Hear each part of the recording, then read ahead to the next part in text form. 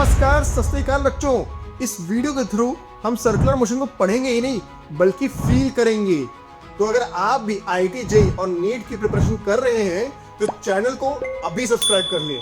हमने straight line motion को इस चैप्टर में अच्छे से पढ़ा था। अगर आपने नहीं पढ़ा तो इसे दोबारा से विजिट कर लें। मैं डिस्क्रिप्शन में इस वीडियो का लिंक डाल दूंगा।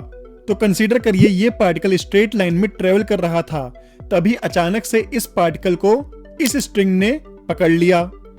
चूंकि स्ट्रिंग की लेंथ चेंज नहीं हो सकती, इसलिए ये पार्टिकल स्ट्रिंग को रेडियस मानकर इसका चक्कर लगाने लगता है। तो अब इस पार्टिकल ने स्ट्रेट लाइन पाथ को छोड़कर एक सर्कुलर ट्रेजेक्टरी पकड़ ली है। इसलिए हमने जो भी कॉन्सेप्ट्स लीनियर मोशन में पढ़े थे वो डायरेक्टली सर्कुलर मोशन में अप्लाई होंगे। समझिए ये पार्टिकल किसी पॉइंट P पे है जो x एक्सिस से थीटा एंगल बना रहा है। इस थीटा एंगल को हम एंगुलर पोजीशन भी कहते हैं, जो डिफाइन करता है पार्टिकल कहाँ पे है। सो लीनियर मोशन में यहाँ इस पॉइंट P को डिस्प्लेसमेंट वेक्टर S से डिनोट करते हैं। सो कंसीडर करिए ये पार्टिकल डेल्टा t टाइम में अपनी एंगुलर पोजीशन डेल्टा थीटा से चेंज कर ले, तो इस पार्टिकल की नई पोजीशन P डैश पे आ जाएगी।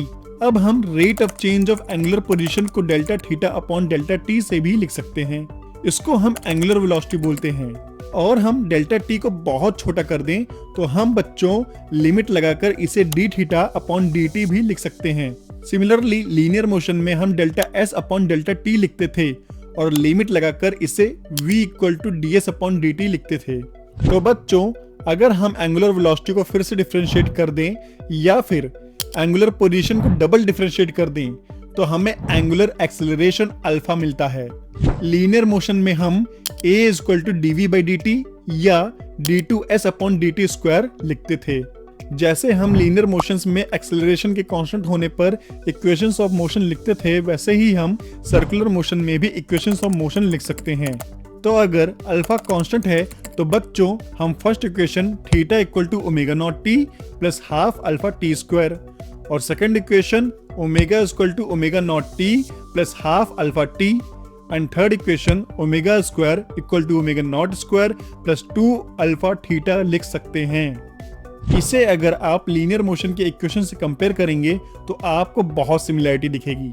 बच्चों इन तीनों इक्वेशन में हमने पार्टिकल की angular velocity omega naught position P पे टाइम t इक्वल टू 0 माना है, वहीं ओमेगा पोजीशन P डैश पे टाइम t माना है। सो पार्टिकल को delta theta angular position change करने में टाइम t लगा। बच्चों आर्क निकालने का formula delta s equal to r times delta theta होता है। ये डेल्टा s आर्क डिस्टेंस होता है। तो अगर हम इसे डेल्टा t से डिवाइड करते हैं तो हमें linear speed v equal to r times omega मिलता है। बच्चों अगर हम इसको फिर से टाइम से डिफरेंशिएट करते हैं तो हमें tangential acceleration at equal to r times angular acceleration alpha मिलता है। अब आप पूछोगे कि ये टेंजेंशियल एक्सेलरेशन क्या है? तो बच्चों ये एक्सेलरेशन किसी भी इंस्टेंट पे पार्टिकल का एक्सेलरेशन सर्कुलर ट्रेजेक्टरी पे टेंजेंशियल होता है, इसीलिए हम इसे टेंजेंशियल एक्सेलरेशन कहते हैं। आई होप बच्चों आपको ये वीडियो पसंद आई होगी। तो अगर आपको ये वीडियो पसंद आई है तो वीडियो को लाइक और चैनल को सब्सक्राइब करना मत भूलना। मिलते हैं नेक्स्ट वीडियो में, तब तक के लिए बाय।